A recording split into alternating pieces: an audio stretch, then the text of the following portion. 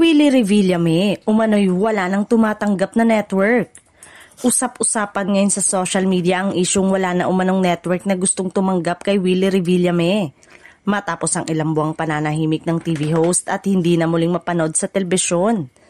Ayon sa netizen, tila naglaho na raw ang presensya ni Kuya Will sa TV industry matapos ang kanyang pag-alis sa All TV noong 2023. Mula noon, wala nang lumabas na bagong show o proyekto sa alinmang major network, dahilan upang lumakas ang mga haka-hakang sarado na ang mga pinto para sa kanya sa TV world. May ilan ding nagsasabing posibleng maapektuhan ang reputasyon ng host dahil sa mga naging issue sa loob ng industriya at sa ilang dating kasamahan. Dagdag pa rito, lumabas din sa ilang online discussion na may mga network daw na nagdadalawang isip na makatrabaho siyang muli dahil sa kanyang umano'y pagiging maprinsipyo pagdating sa production rules at management decision.